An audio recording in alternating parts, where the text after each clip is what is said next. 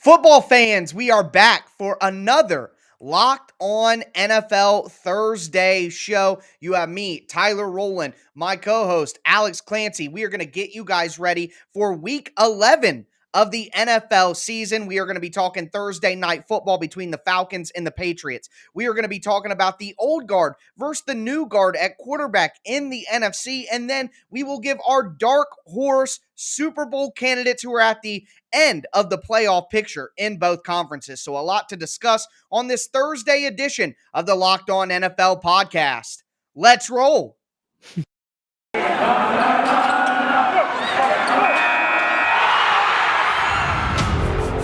You are Locked On NFL, your daily NFL podcast. Part of the Locked On Podcast Network, your team every day.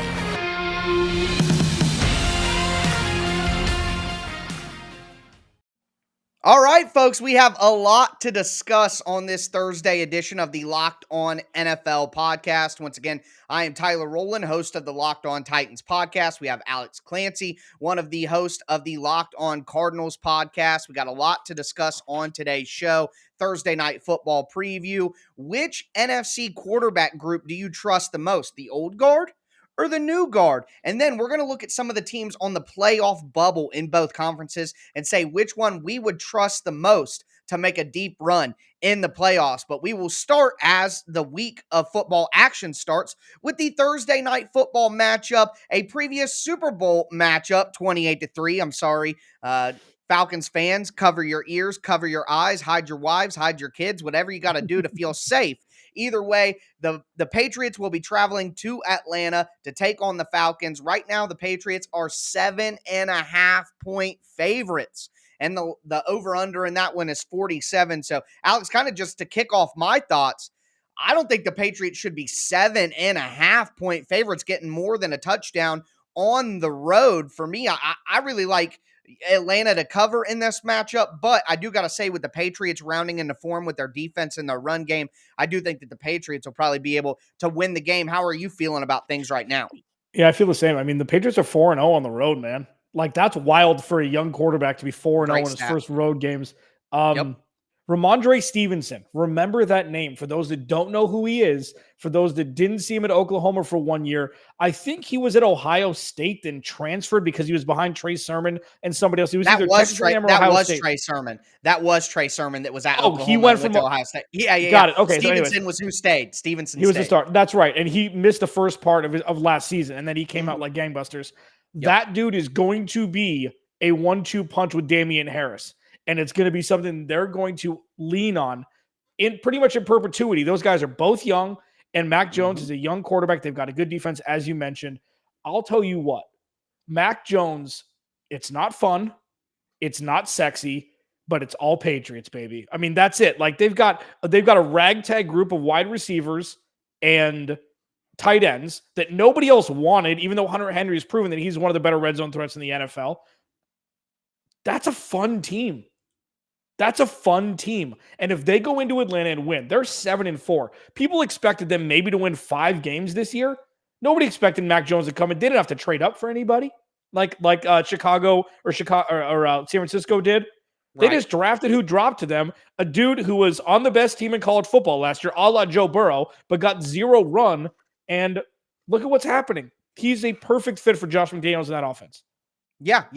I think that they found a winner there, and sometimes it's Occam's razor, man. Sometimes the simplest answer is the right answer, and sometimes the simplest answer as to who the best quarterback is going to be is the guy who won the most. I know that QB wins isn't something that the analytics community likes to actually assign to quarterbacks, but some guys are just winners, and they lead their group. Now, one thing I will say is, Mac Jones has 7 interceptions so far this year. So if they go down to Atlanta and they have some trouble with Dean Pease' defense, Dean Pease has shown that he can give rookie quarterbacks some trouble as the defensive coordinator. So if Mac Jones throws a couple interceptions, maybe it gives Atlanta a chance to win this game, obviously, even though a lot of the players on that team right now had nothing to do with that Super Bowl loss and the comeback by the Patriots.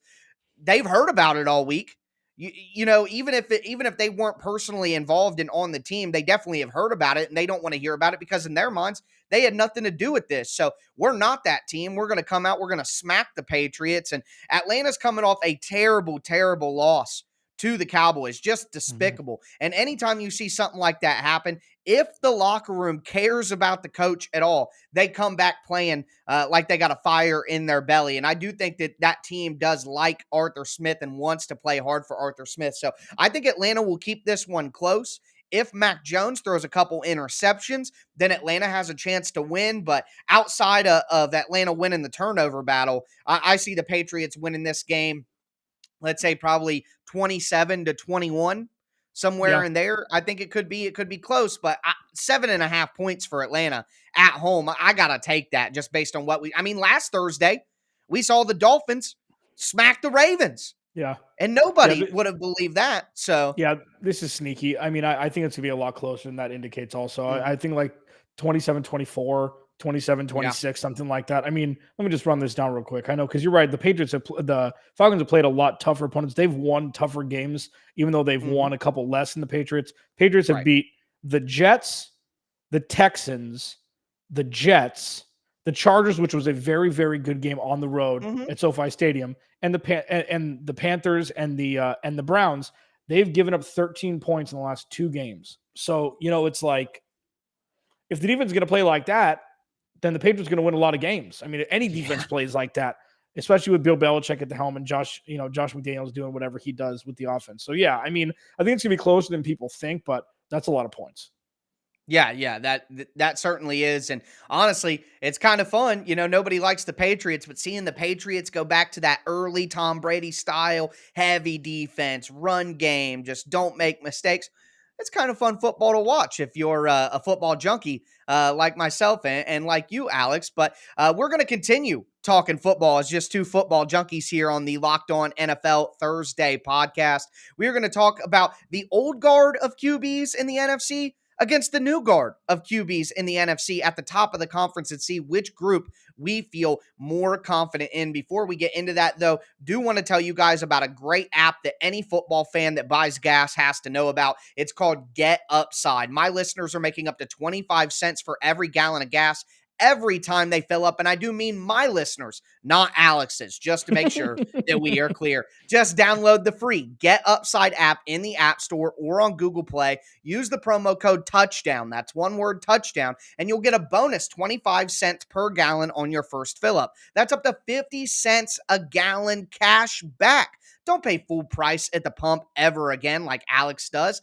Get cash back using Getupside. Download the app for free and use that promo code TOUCHDOWN to get up to 50 cents a gallon cash back on your first tank. Some people who drive a lot make up to $200-$300 in cash back every month. And here's the thing.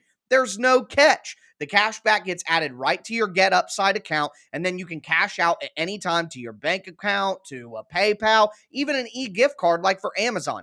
Just download the free Getupside app and use promo code TOUCHDOWN, and you'll get up to 50 cents a gallon cash back on your first tank. Once again, that's promo code TOUCHDOWN on the free Getupside app.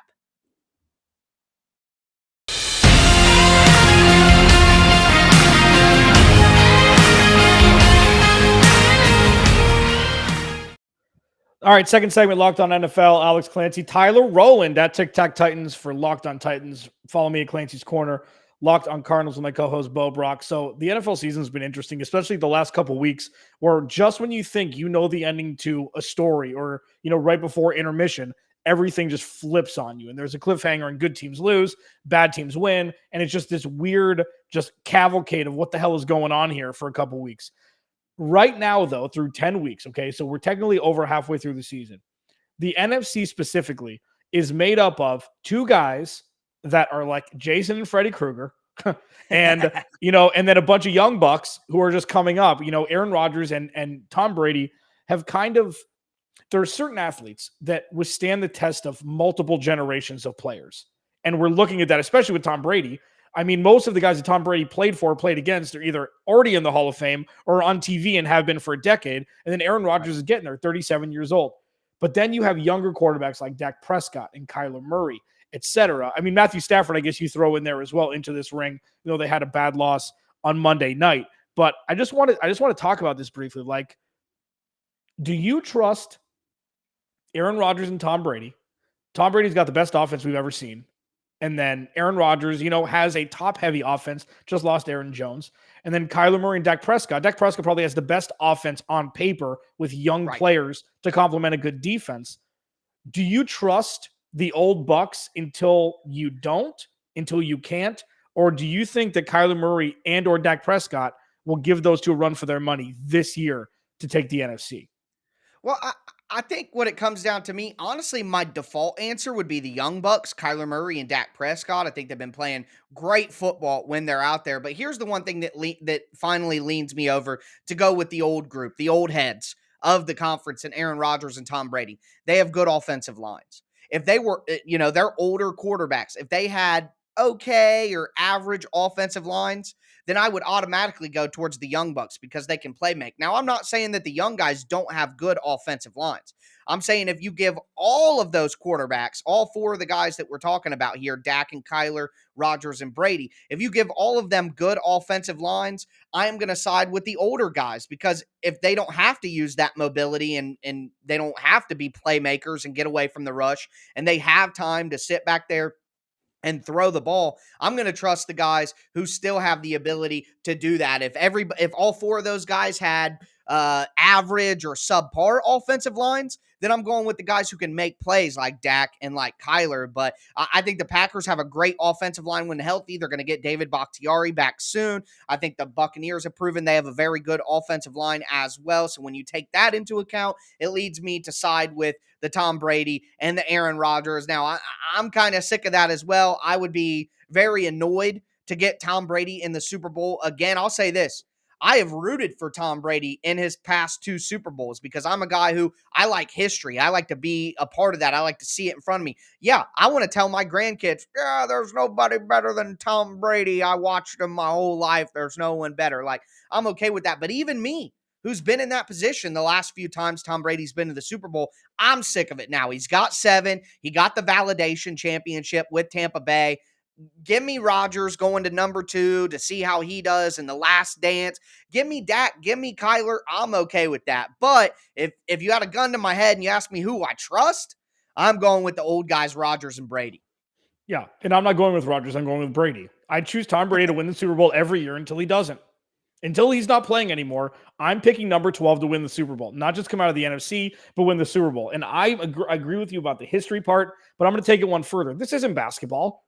We've seen him in 10 games to win a championship? That's a series and a half in the NBA or basketball, and the NBA or baseball, or hockey. So it's not like you've seen him in 10 series. You've seen him in 10 games to win a championship. I want to see him in 100 games to win a championship. Throw 2 touchdowns to Gronk. Go nut. And the best part about Brady, except for the one with last year, something crazy happens every Super Bowl that Tom Brady's in.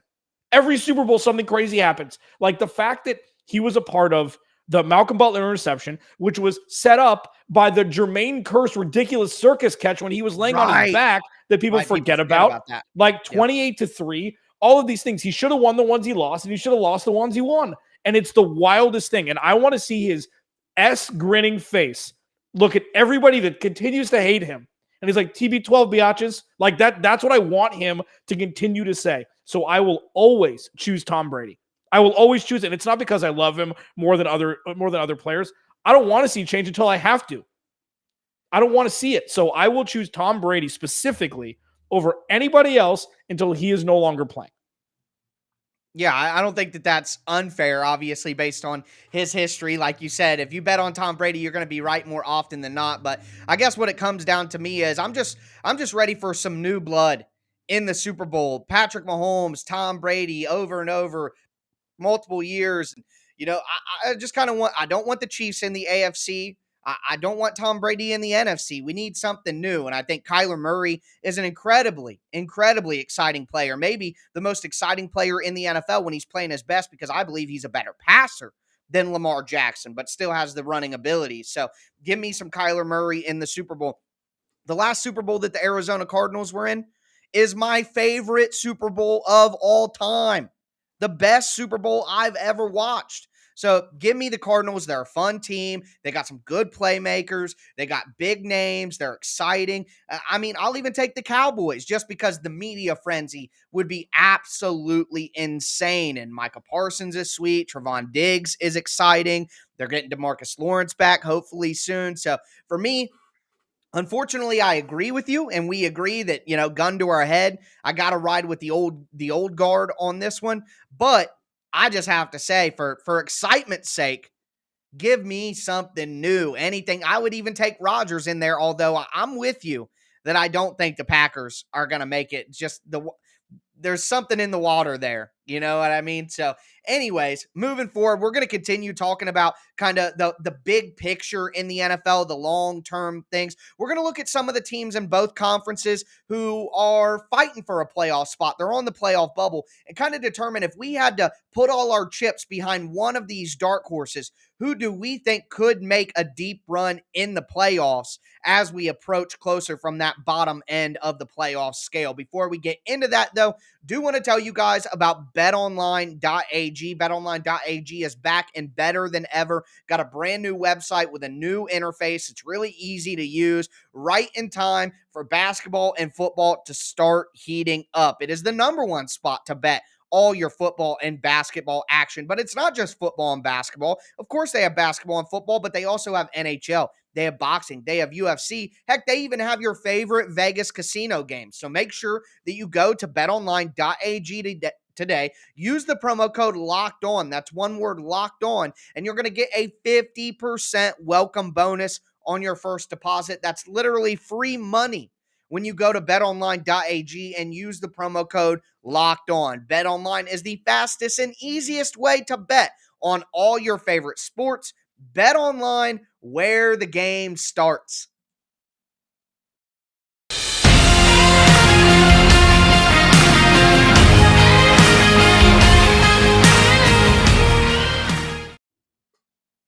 All right, football fans. Well, let's cap off this Thursday edition of the Locked On NFL Such a podcast. goober. Oh, man. Wasn't ready for that one. Not going to lie to the people. Peek behind the curtain. Was a little confused as to who was going to talk first on that one. But I came through. I just stepped in, did what I had to do here. But we're having some fun on this Thursday edition of the Locked On NFL podcast. I want to thank you guys for making the Locked On NFL podcast your first listen every day. As for your second listen, I just told you guys about betonline.ag, the best place to place all of your sports wagers. I always find it funny to say the best place to place, just the writer in me hates the redundancy there, but you guys know what I'm saying. We told you where to bet. Now, I'm going to tell you where to get your betting advice, and that's the Locked On Bets podcast hosted by your boy Q. What a sweet name. Why didn't I get a sweet name like your boy Q? I got Tic Tac Titans, I wish I would have got your boy T early on. But either way, you're going to have your boy Q and handicapping expert Lee Sterling giving you all of the best betting advice. I think there were 12 for 14 in terms of winning weeks over the recent months. So you can't go wrong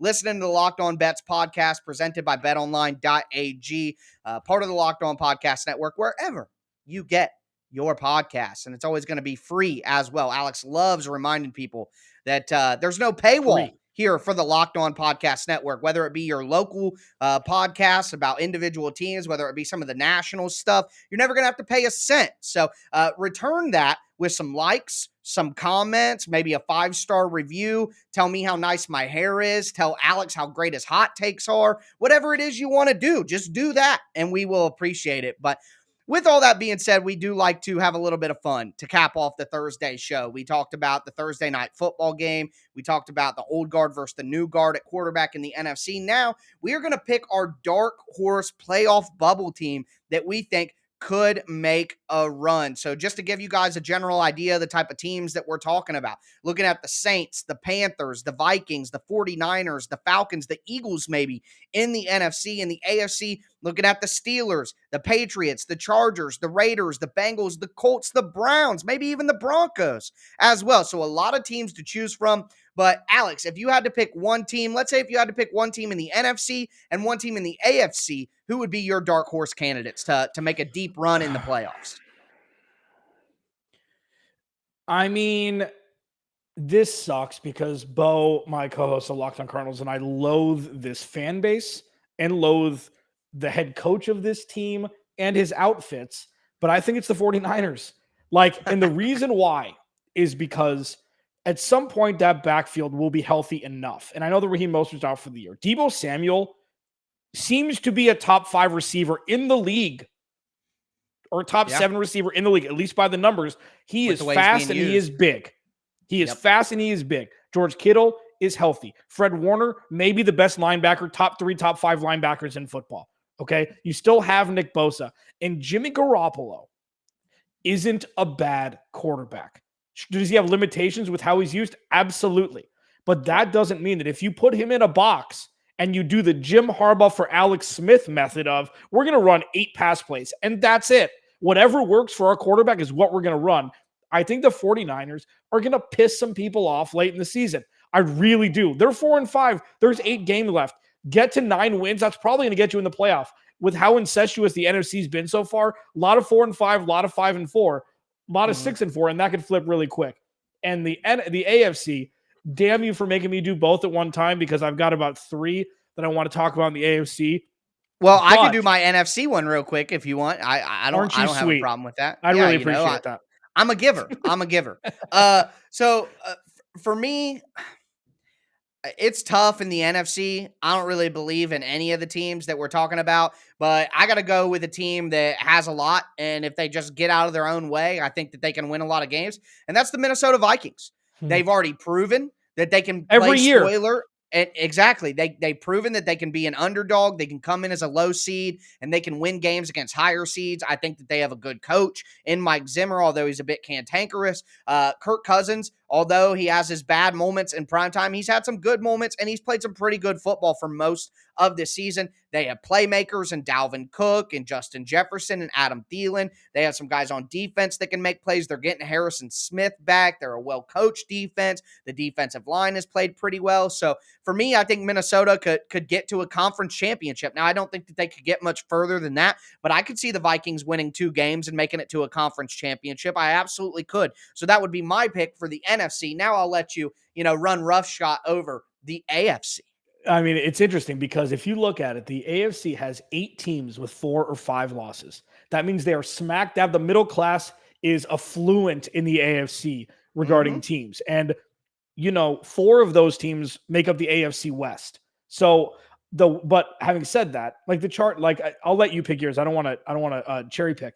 Mine's the Patriots. And there's a couple reasons why. Okay. And I know it's a rookie quarterback. Completely understand that. Bill Belichick has done pretty well with rookie quarterbacks before. Rookie quarterback before, I guess you could say. You need to look at teams that are built to play in the cold. You need to look at teams that are built to play, not just throwing the ball vertically. And I think the Chargers are a team. I love the Chargers. I love them. I lived in San Diego for 7 or 8 years. I watched LT and Antonio Gates and Philip Rivers completely disappoint year after year, but they were one of the most fun teams of football. So I have a little bit of affinity from my years past with them. But tell me they play in the snow and I'll call you a liar. And tell me the Raiders play in the snow. I'll call you a liar. There is a team that's built for cold and built to play ugly, and it's the New England Patriots.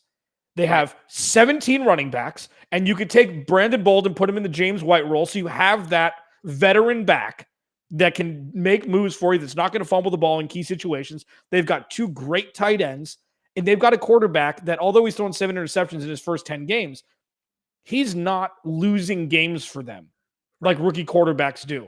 And I feel like with the tutelage of Bill Belichick, sure, Bouts will have to go their way. They lost Stephon Gilmore, but that defense is sexy as hell. It's Bill Belichick. And again, until they don't, I'm going to pick them, even though they have a rookie quarterback.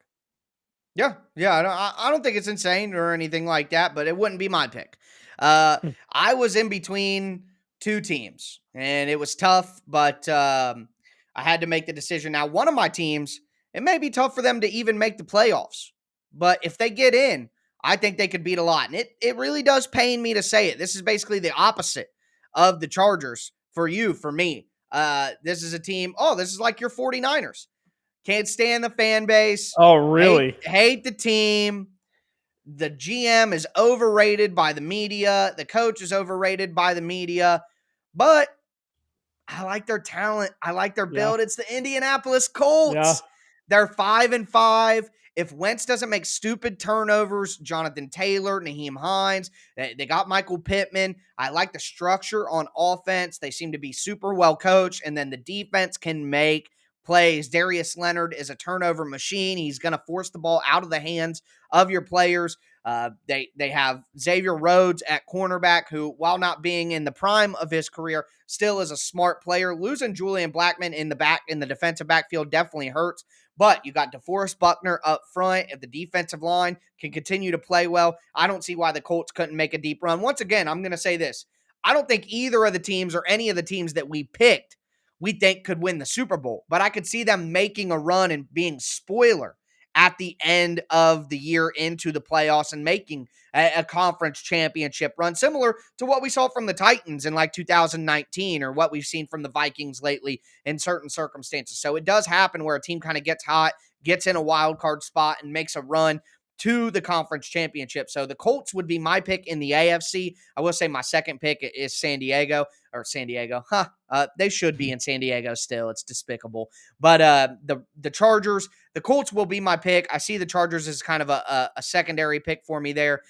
In the NFC, I am going to go with the Minnesota Vikings. You said in the NFC, the San Francisco 49ers. In the AFC, you're taking the Patriots. So that is going to do it for this Thursday edition of the Locked On NFL podcast. We previewed Thursday Night Football, talked about the old guard versus the new guard at QB in the NFC, and then went over our dark horse playoff deep run candidates in the AFC and the NFC as well. Make sure you guys come back tomorrow for the Locked On NFL Friday show with your boy Q and Chris Carter. Your boy Q, man. I'm gonna try to do the your boy T switch and see how it goes. But either way, we thank you guys for watching the show. Please subscribe on whatever platform you do stream. That's gonna do it for me and Alex, and we will catch you guys on Friday.